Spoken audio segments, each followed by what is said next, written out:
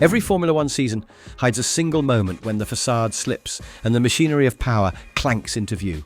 In Monaco, under a pastel sky and trackside thermometers reading 24 degrees Celsius, that moment wore just 6 words.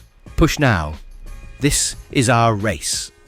The sentence crackled from Ferrari's pit wall to Lewis Hamilton as casually as a weather update. Yet its echo carried farther than engine roar down the Boulevard Albert Premier. Why rally a driver already marooned more than 50 seconds behind the leader?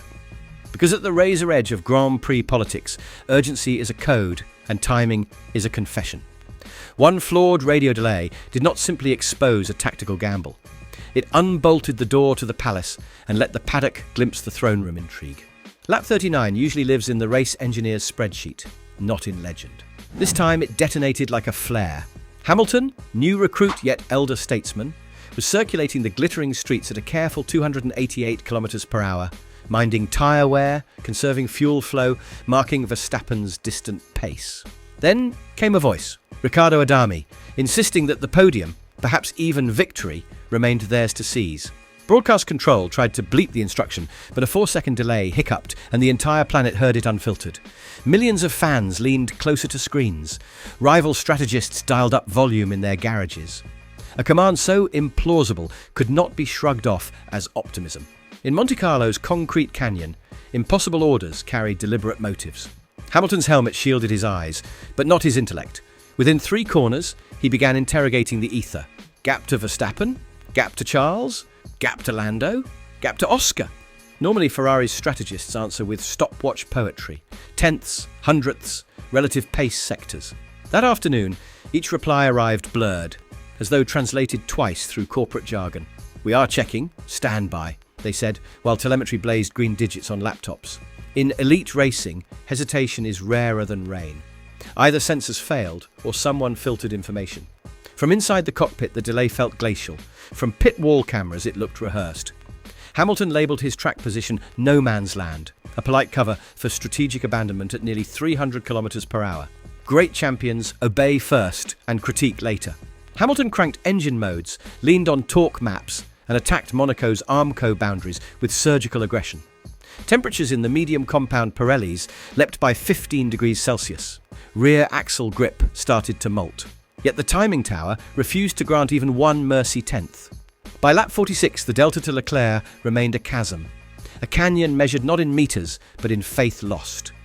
Every unnecessary downshift, every last inch brush of the apex, every flake of rubber spiralling into the Riviera breeze became evidence of a fight that never existed.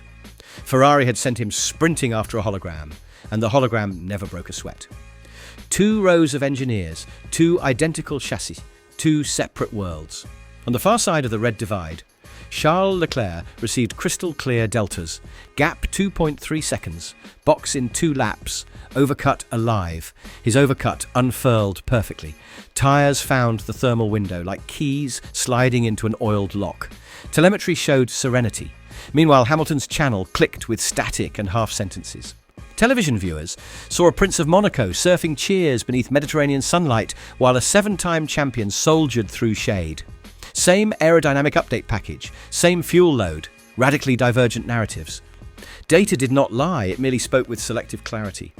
Ferrari is older than television, older than many of the streets it races upon. Over 8 decades, the Scuderia has perfected an unwritten constitution. Emotion at the surface, calculus underneath. Winter briefings promised equal footing, but equal footing wobbles when marketing departments smell a hometown hero raising trophies. Insiders murmured months ago that Leclerc's championship bid sat atop every sponsor deck, while Hamilton's arrival, though market tectonic, threatened managerial fiefdoms. A single radio prompt can become a vote in those shadow parliaments. Clear pit calls to one driver and murky riddles to another. Broadcast pecking order better than any press release. Hamilton's mind stores painful footage like a black box. He can replay the closing laps of Yas Marina 2021 in immaculate sensory detail. The track temperatures, the lapped cars, the radio silence before the storm. In Monaco, the déjà vu left tyre marks on his confidence. That season taught him championships can bleed out through communication gaps, slimmer than a visor slit. So when Ferrari's answers morphed from milliseconds to ellipses, an old alarm bell rang. He remembered how a single procedural wobble can rewrite history books. And history is the only book he still cares to amend. Hamilton did not cross 30 years of racing to become a ceremonial ambassador. He came to reset expectations, to weld legacy onto Ferrari as firmly as Enzo's signature above the old factory door. His blueprint prizes transparency, chain of command accountability, and a performance culture that chews excuses like brake dust.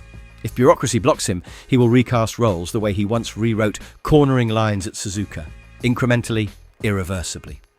Engineers speak coefficient of drag. Accountants speak cost cap decimals. Politicians speak risk. But Hamilton speaks lap time in the future tense. Ahead lie Silverstone's high-speed temples, Spa's altitude swings, and Monza's screaming straights. Each track rewards total faith between driver and pit wall.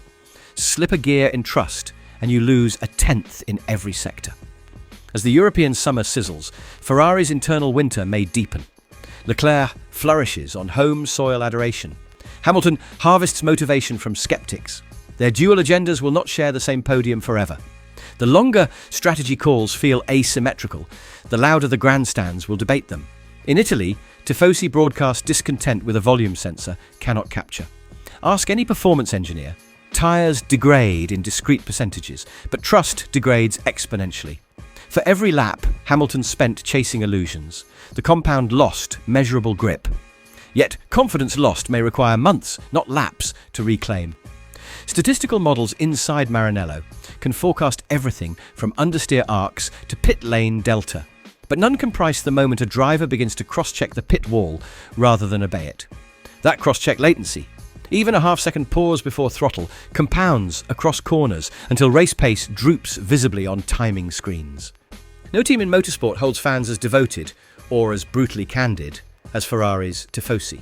They worship drivers, yet dismantle idols when necessary. Already, message boards flicker with side-by-side stencil graphs of Hamilton's dog-legged stint versus Leclerc's royal ascent. Crowd sentiment can turn from serenade to inquest between Variante Ascari and Parabolica. If supporters conclude that internal partisanship kneecaps the newcomer, they will vent not at Hamilton, but at management. Those memories echo longer than podium anthems. In public, Hamilton smiled, congratulated his teammate, and slipped on branded sunglasses. In private, he dissected lap traces like a grandmaster reviewing an opening gambit. Each cryptic call, each missing decimal, each delayed pit instruction forms a pawn on an invisible board. Move enough pawns, and the king's escape squares vanish.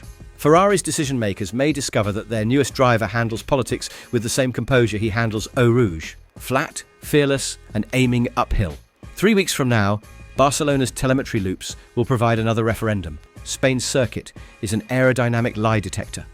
Sandbagging dies on its long sweepers. If calls once again diverge between the two scarlet cockpits, pundits will no longer whisper, they will sharpen microphones. Corporate partners, wary of negative glare, will tug at executive sleeves.